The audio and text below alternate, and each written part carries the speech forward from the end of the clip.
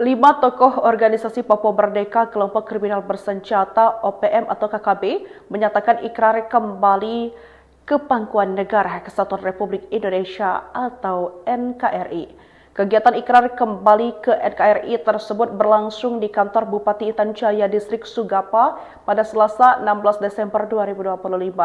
Mereka diantaranya Ferry Japugau alias Franciscus, Yusas Kium, Wabinus Sani, dan Yunarius Sani.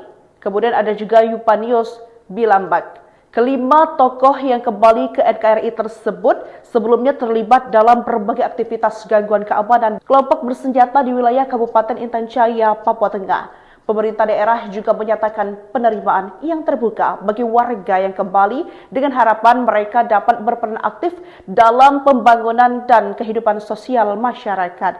Sebagai bentuk dukungan moral, para tokoh yang kembali menerima cenderamata berupa kitab suci dari perwakilan pemerintah provinsi. Sebanyak 5 orang yang sebelumnya anggota kelompok kriminal bersenjata, KKB, Organisasi Papua Merdeka, OPM, menyatakan kembali ke NKRI. Kelima orang tersebut menyatakan ikrar di kantor Bupati Intan Jaya, Distrik Sugapa.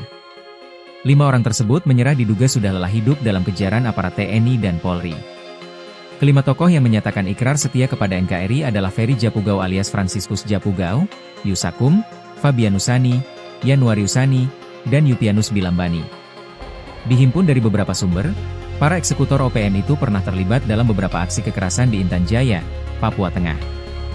Bupati Intan Jaya, Aner Maisini menyebut kembalinya kelima orang anggota OPM ini merupakan hasil kerja bersama antara pemerintah pusat, daerah, aparat keamanan dan tokoh adat.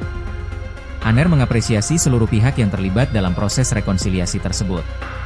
Pemerintah daerah juga menyatakan penerimaan yang terbuka bagi warga yang kembali, dengan harapan mereka dapat berperan aktif dalam pembangunan dan kehidupan sosial masyarakat. Sebagai bentuk dukungan moral, para tokoh yang kembali ke NKRI menerima cenderamata berupa kitab suci yang diserahkan oleh perwakilan pemerintah provinsi. Kelima tokoh tersebut sebelumnya diketahui terlibat dalam berbagai aktivitas gangguan keamanan bersenjata di wilayah Intan Jaya.